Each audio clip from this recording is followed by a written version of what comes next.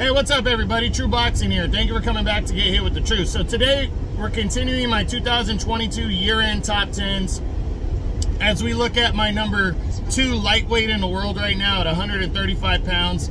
And that is the two-time Olympic gold medalist and former 3-division world champion, Vasyl Lomachenko, as Loma entered the year coming off of a 2-0 2021 as he had bounced back from his loss in 2020 when he lost the unified title to Teofimo Lopez by that close controversial decision.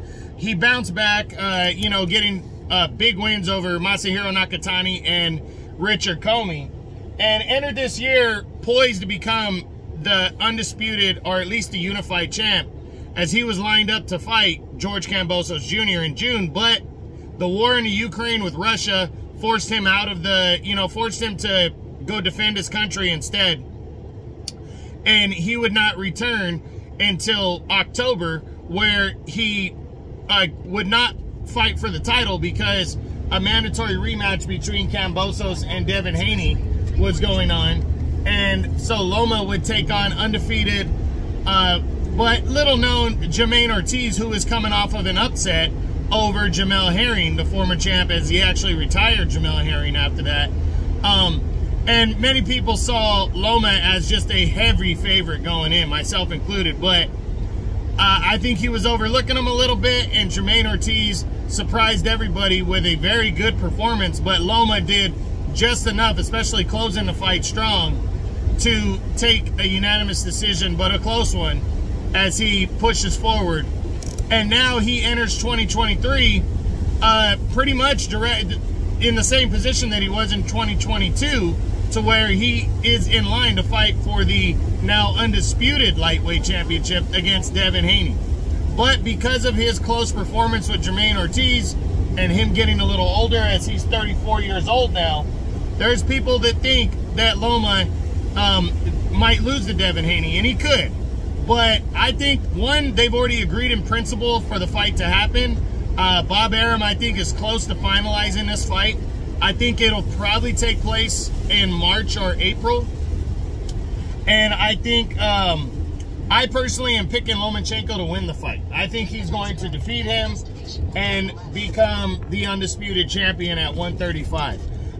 If that happens, it's kind of sky's the limit on options. He could fight Shakur Stevenson later in the year. He could fight, he could fight Stevenson. He could fight Gervonta Tank Davis if Tank were to beat, what's his name? Shit, I'm drawing a blank.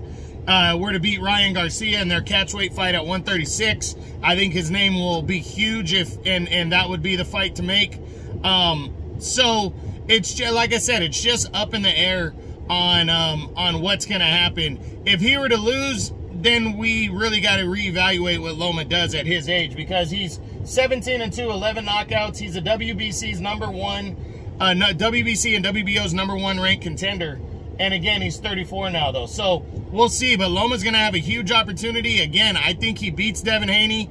And then I think second half of the year, it could be Shakur Stevenson, or, another big fight, or he could just fight a mandatory. We got to wait and see. But I think Loma wants to keep it big. I see Loma Haney. If it's close, maybe Loma Haney 2, or Loma beating Haney and then Loma fighting, possibly fighting Shakur Stevenson second half of the year. So we'll see what happens, but that's it. That's what I got. That's my number 4, or my number 2 lightweight in the world right now at 135 pounds.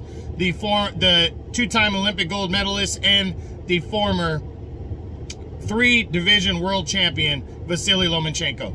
I hope you guys enjoyed the video. If you did, smash the like button, leave a comment, subscribe to the channel as my 2022 year-end top 10s continue. This is True Boxing. You've been hit with the truth.